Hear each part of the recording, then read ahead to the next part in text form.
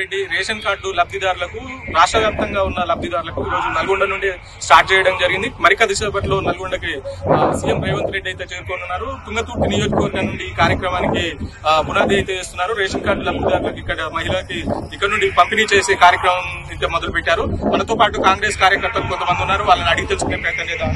చెప్పండి, అంటే రాష్ట్ర వ్యాప్తంగా ఈ కార్యక్రమం ఉంది కదా, సో తుంగతుర్తి నుండి స్టార్ట్ చేశారు, ఎలా అనిపిస్తుంది?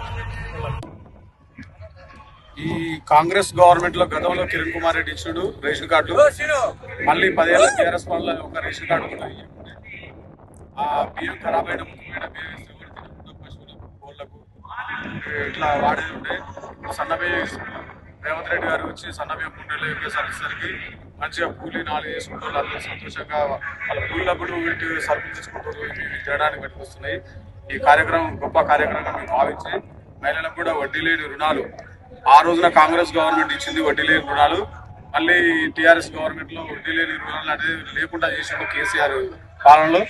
ఇప్పుడు మళ్ళీ కాంగ్రెస్ పాలనలో రేవంత్ రెడ్డి గారి నాయకత్వంలో మంత్రుల సమావేశం గారి మంత్రుల సమావేశం నాయకత్వంలో మళ్ళీ మా మహిళలకు వడ్డీ లేని రుణాలు ఆల్రెడీ అకౌంట్ లో పడ్డాయి. రేపు వచ్చి ఇచ్చే కార్యక్రమం నడుస్తుంది. ఇది మహిళలకు ఎంతో శుభసూచకం. ఇట్లా చేయడం కాంగ్రెస్ పార్టీకే చెందుతుంది. ఏ పార్టీ కూడా ఇట్లా చేయదు. బీజేపీ పాలిత రాష్ట్రాల్లో అందులో ఎక్కడ కూడా సన్నబియ్యం ఇచ్చిన ఆడవాళ్ళు లేవు. కాబట్టి కాంగ్రెస్ పార్టీ అంటేనే పేదల పార్టీ, పేదల మనసు ఎరిగిన పార్టీ.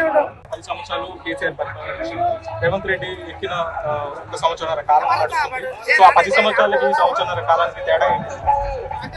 కేసీఆర్ ఏముంది, మొత్తం పేదల కాచి వసూలు చేసిండు, బలిసినోళ్ళకి ఇచ్చిండు. 100 ఎకరాలకు రైతు బంధు ఇచ్చిండు. అది అసలు కరెక్టే కాదు. 100 ఎకరాల నుండి వాడికి నువ్వే ఉండే దాని మీద అంటే కౌంట్ తోటే పడతాడు. అక్కడ ఉద్యోగం చేసుకుంటాడు. ఇక్కడ 100 ఎకరాలు ఉంటాయి. ఈ పేదోడు కట్టిన పనులు కూడా ఆ 100 ఎకరాల అకౌంట్లో పడుతున్నాయి. వాడు లబ్ధి పొంది వాడు అసలే ఈ పేదోడికి ఆ ఉన్నోడికి అందకుండా పోతుంది. అసలు ఇప్పుడు మన కేసీఆర్ గవర్నమెంట్ మొత్తం ఈ గుట్టలకు చెట్లకు గుట్టలకు 100 ఎకరాల మొత్తం దోచిపెట్టడం జరిగింది. రేవంత్ రెడ్డి గారి కాలంలో మంచిగా 2 లక్షల రూపాయలు కేసీఆర్ ఇస్తారు. 1 లక్ష 5 ఏళ్ళ 2018లో ఎన్నికల మేనిఫెస్టోలో పెట్టి 2023 వరకు కూడా చేయలేకపోయాడు. రేవంత్ రెడ్డి డిసెంబర్ నెలలో చెప్పిండు, నేను రాగానే 2 లక్షలు మార్పు చేస్తాను అన్న విధంగా చేసిండు. నాకు 2 లక్షలు మార్పు అయింది. నాకు రైతు బంధు కూడా పడ్డది.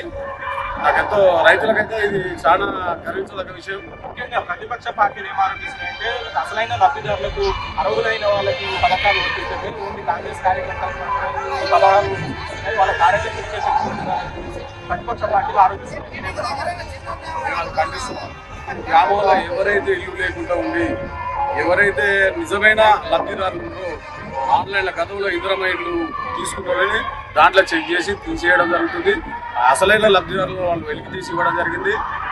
గత టీఆర్ఎస్ పాలనలో బిల్డింగ్ ఉన్నోడికి ఇల్లు మా గ్రామం బస్తాలకు 23 ఇళ్ళు వచ్చినాయి. మేము నీళ్ళకి పెట్టినాం. ఆ టీఆర్ఎస్ గవర్నమెంట్ ఇక రేపు ఎలక్షన్ లాగా ఇల్లు అని ఒక లిస్టు తయారు చేసింది. అవి మొత్తం పెద్ద పెద్ద బిల్డింగ్ ఉన్న మాత్రమే శాంక్షన్ చేసింది. అవసరం అనుకుంటే ఆ లిస్టు కూడా ఉంది. పేర్లు కూడా చెప్పగలుగుతాం.